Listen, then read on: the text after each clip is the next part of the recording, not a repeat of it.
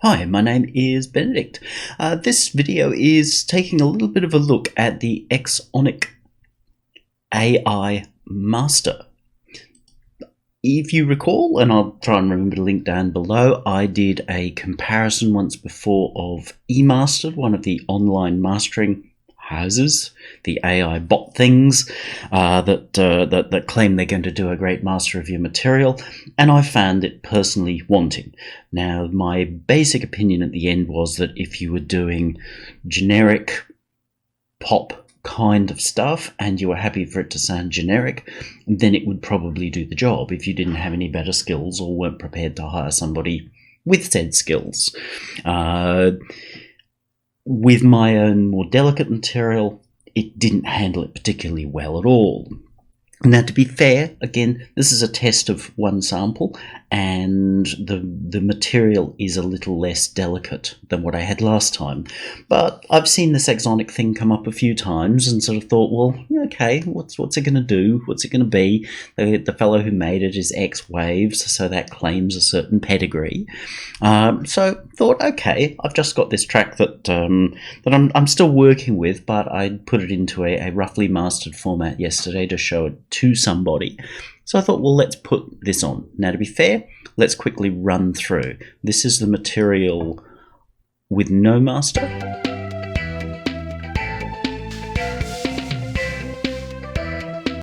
Naturally, that's a little quiet, so to be fair, I have normalized it.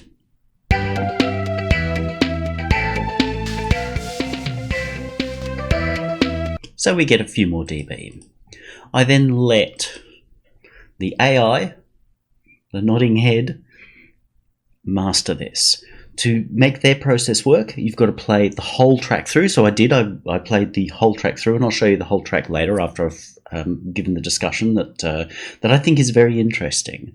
And let it have a listen, then let it do its thing, and ran off the master. Now, we'll focus on showing you just the one section primarily, because with the demo, you get a white noise burst. It removes the material and just gives you a burst of white noise, which creates some limits, but of course it's a demo.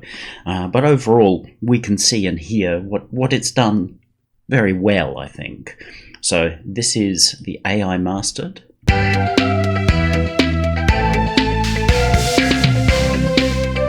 Unmastered.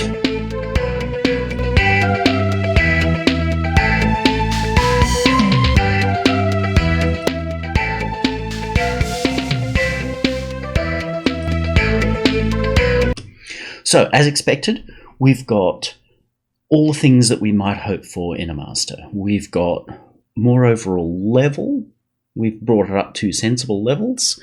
I didn't keep this even Steven. I guess I can drag it out. But that's the comparison of the two here. So as you see, spiky, it's been mastered up to here, leaving a lot of dead air, so to speak, whereas this has brought those things up a lot more. So it's done its job there. Tone-wise, it's good. It's nice and solid the whole way through. There's no sense of trying to make it fancier than it is, which is really good, because there's a lot of fantasy around mastering, especially in the pop hip-hop wannabe community, in the sense that they watch a few YouTube videos from people who really have no sense of how they're doing things, and then you've got these snowball of misunderstood things until some of the things that they're expecting and thinking are going to happen are just so irrational, and that mastering was always, as I've always said, making it fit in the box. So like when you get to box of tissues, you pull out the first one, the second one's ready to go. Mastering is that process. It's like making sure that it's going to work, that when you pull one tissue out, the second one's going to be there for your convenience. That is mastering. It's not about taking hokey, hacked up material and turning it into something that people might want to stream on Spotify. It's a really messed up opinion. So in terms of what this has done,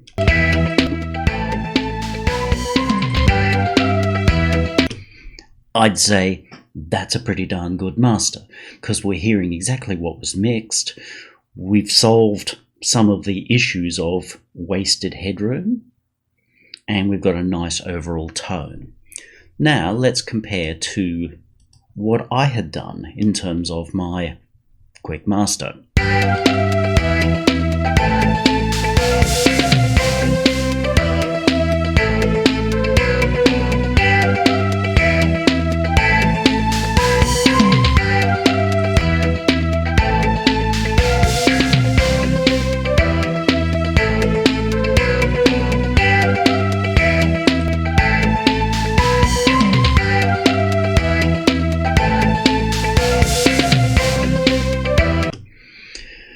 Surprisingly similar with the eMastered thing that I looked at and didn't love it was because they kind of weren't that similar. They, on the surface they might have seemed so, but there was a lot of subtle detail that they just steamrolled over. So where there was subtlety, it just steamrolled it, working on the assumption that everything had to be just super loud and no dynamic, no feel, no nothing. Whereas this has said that's not my job. My job is just to make sure it's going to fit in the box and work. And that is really good. The symbols, let's loosely call them that, which is there. They have handled nicely. They are a complex thing because they are electronic drums, like pure synth drums, and then they're put through some overdrive, which helps bring the kick up, but it also has been pretty aggressive on that metal work. So those cymbals up top are somewhat splatty, and I don't mind that at all, but there's a difference in how they've handled it. So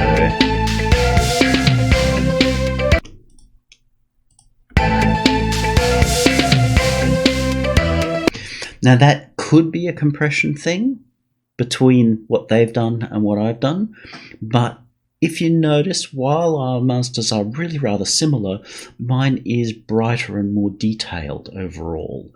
They put a little bit more emphasis into the rhythmic bottom end, fair enough, it's to be expected, whereas I've got a natural emphasis towards a brighter, more detailed mid to high.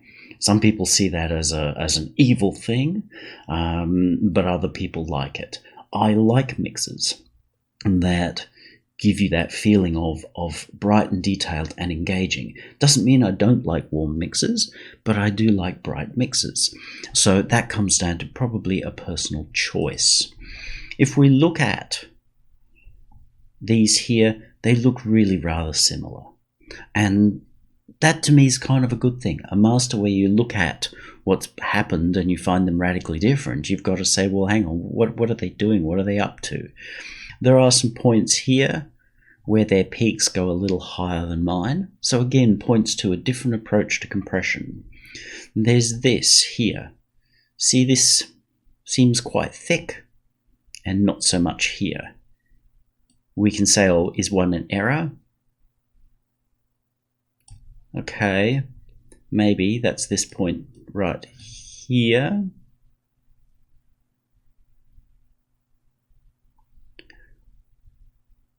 While you can see a secondary point here, we see it slightly differently. There are various possible rounding errors in the way that these things are drawing that may account for those, but just shows slightly different approach to compression. While mine sounds on those cymbals like it's more heavy-handed in the compression, I think it's just taking the existing dynamic compression out of drive, or as a result of drive, and showing it differently. And yes, there is something different in compression which has brought those peaks up a little bit more, but overall we largely see a surprisingly similar result because we hear a surprisingly similar result. Now here's something I prepared earlier. We've got a set of comparisons. So I took an EQ with a spectrum and I let it record. And this one was kind enough to have a hold feature. So I then took a screenshot of those. You'll see I've divided this into two. So we've got the AI master and the Benedict master, and then we've got a long and a short. So the short is quite literally just that. Run once with the AI's master and once with my master, and then put side by side so that we can see them. And long is this whole section. Again, I would have liked to have done the whole piece, but the problem with doing the whole piece is that the demo version of the AI master has little gaps with white noise, so that would have dramatically messed up what we were doing. Now what we'll see here, interestingly, in the low end, we've got a bit of a marked difference there in the very, very lows. You notice it more on the short than you do on the long. So we see our changes and what's going on perhaps a little bit more clearly in the short than in the long, in that we see that the way that the sub bass frequencies, so everything below 80 in terms of the line that you see, is kind of cut off a lot more aggressively than I have done, and yet at the same time they do have a boost, little bit of boost happening between somewhere around the sort of 60 to 120. You can see that it's just a little bit more solid there. There is also some sense of boost up around the 200. You see where I have a dip and a little bit of unevenness. There's a lot less of that dip there. So they're making things a little bit fuller there. Is that good? Is that bad? It definitely sounds nice in this instance. It, as I said, gives a slightly more solid, robust kind of bottom end. But it's very, very minimal in terms of what you hear.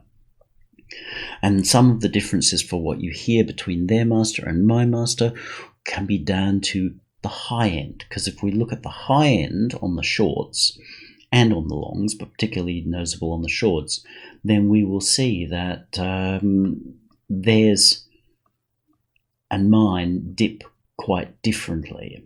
Now they've clearly got a boost somewhere probably around the 3K. I've got a little bit of a hole there. They've got a boost. Normal enough, safe decision to say I'm going to boost there, because we give a real sense of clarity at that point. And theirs, while being warmer than mine, is still nice and clear. It's a different kind of clarity, but it's still nice and clear. They do probably have a dip in the just below 1K, or maybe around 1K, but there's definitely a dip, and then there's some kind of boost. I think their boost is either several boosts or fairly broad. It's nice to do broad because, as you can see, that they've filled out a couple of places where I dipped down between sort of 1 and 5 in terms of the vertical lines there. So some sort of little bit of boosting going on there compared to mine. When we look at the longs, we can see the same thing, but it's more subtle.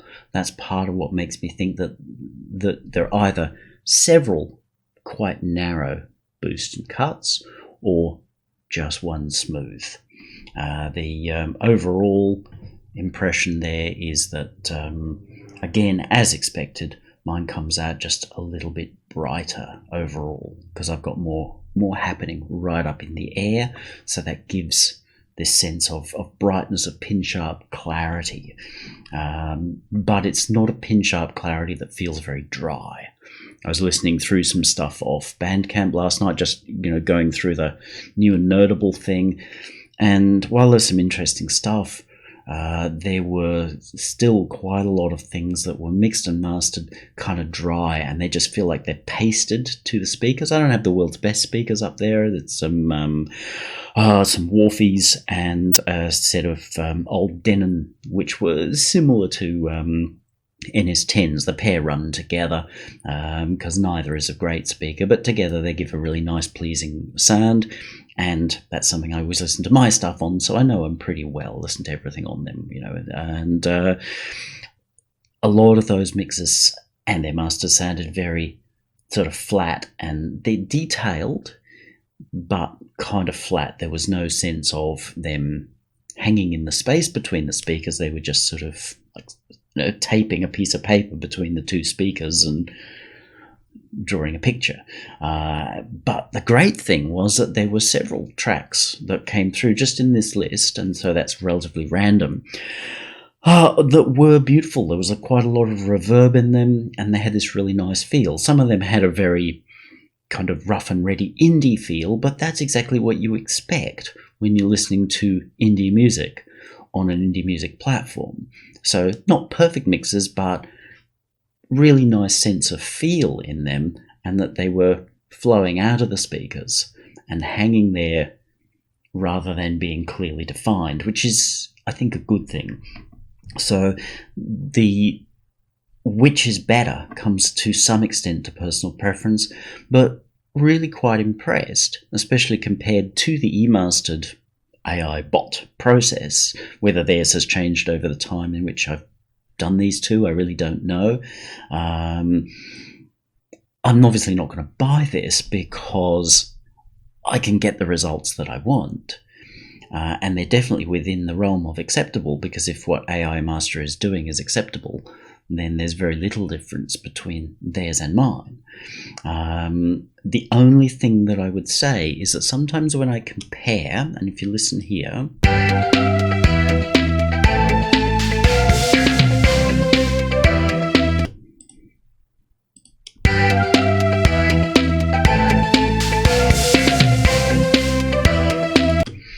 sometimes, and it's more obvious at different parts of the mix, and I'll scoot through some of those later, is that sometimes their choice hasn't necessarily taken the material into account. And that's obviously always going to be the dilemma with this AI, and there really is no such thing as AI. It's a little bit of heuristics. It's a little bit of sort of saying, okay, well, we've got this comparison and this, and we'll now make this more like this. That's all it is. There is no AI. There is no thinking in here because it doesn't exist. My partner is a high-end computer programmer, and we've discussed quite a lot of times about what does and doesn't exist in terms of AI.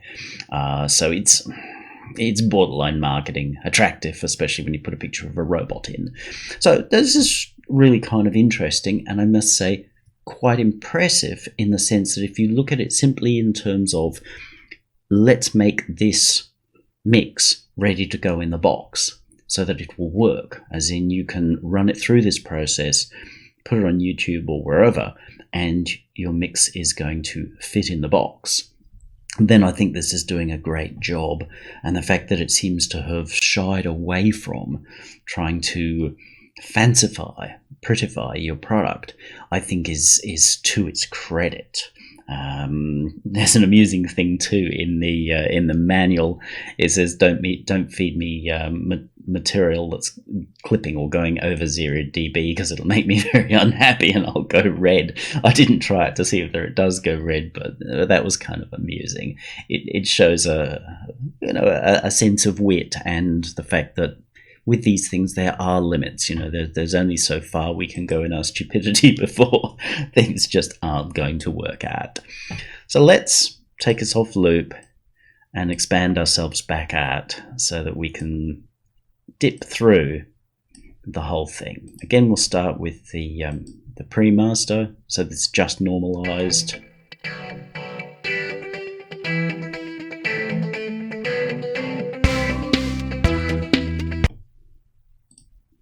Sorry about that.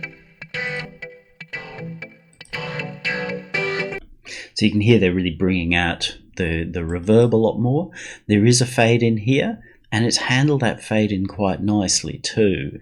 I was concerned that it was going to mess up this fade, but it's handled that respectfully. Mine.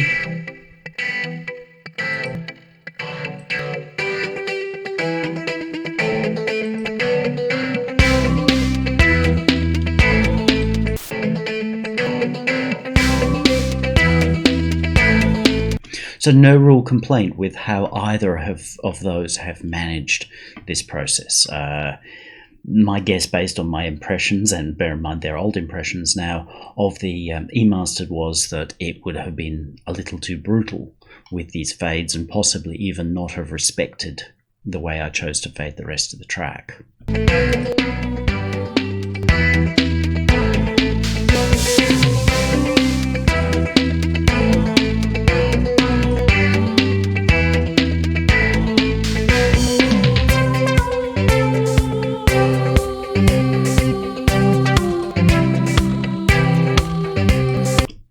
I will say that at times going through the material, I've felt that my master, and naturally it's my master, and so I've thought about the material, has probably favoured the voices in here more than theirs.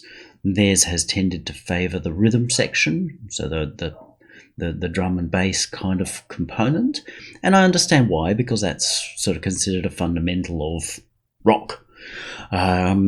But clarity is not always the same.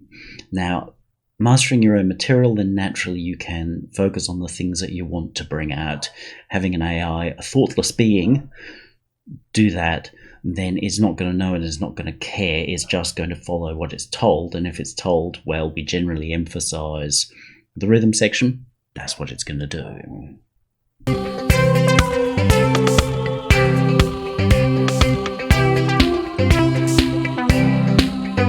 So it's just that brightness difference. Sometimes it's more noticeable than others.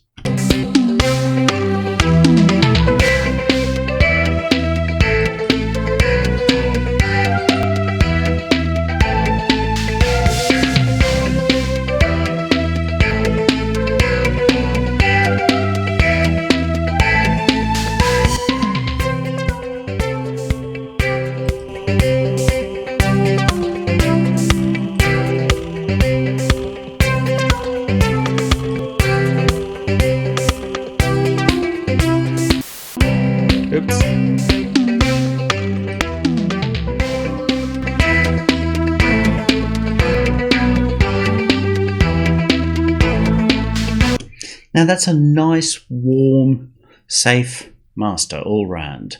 Mine may be too bright, it may just be a personal choice that I like, that you don't. Other people will like that. It's how it is.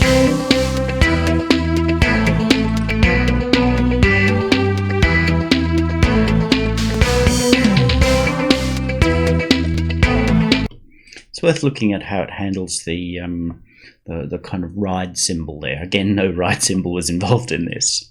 It's theirs. Mine. I feel like mine's kind of more brassy, but that's a thing that I want to bring out in there. I'm hearing that, and I like that sort of brassy metallic tone. Theirs doesn't sound as metallic as mine. It doesn't have as much shimmer. No right or wrong.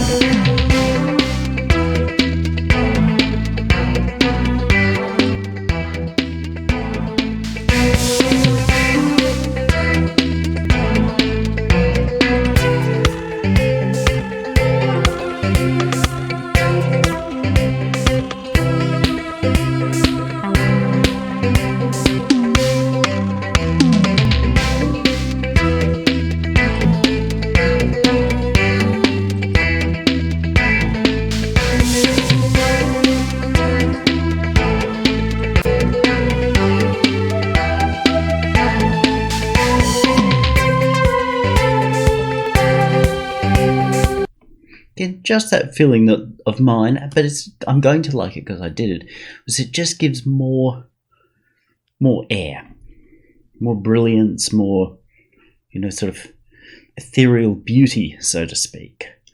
But that's a personal choice.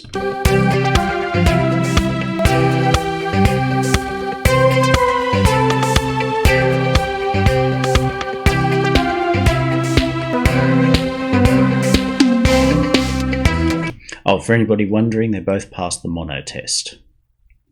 Let's just give us a bit of space.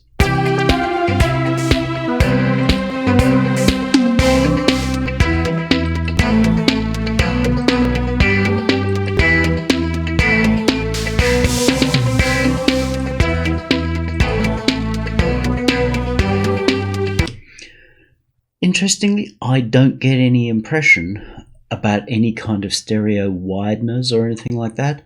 Maybe they're narrowing the bass end, I don't know, but I don't get any impression of that happening, which is a massive thumbs up from me, because stereo messerandification inside of mastering is just, as far as I'm concerned, an absolute no-no unless something you've been sent is really messed up. So the fact that they mono to sound almost exactly the same is really very nice, but it is interesting. Exactly why, I'm not sure, but when we mono them, the difference between theirs and mine becomes less noticeable. So if they are doing anything with stereo, then they're definitely not enhancing it. I don't. My sense of width comes from the reverbs that I use, how I use them, how I pan things, which is similar to both of these mastering processes. And a lot of the width that I get, that feeling of width that I get, comes from the brightness that I run in my mix and master. So interestingly, when you put them in mono, the difference between our two masters is even less.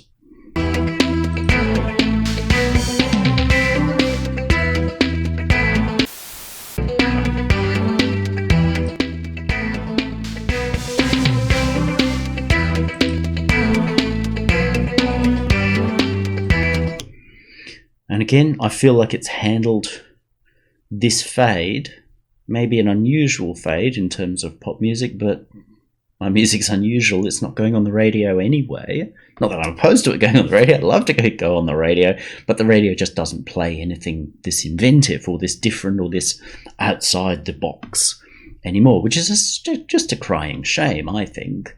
But I was really concerned that it was just going to not be kind to this fade, but it's kept front and back fades really quite nicely, and fades out nicely too.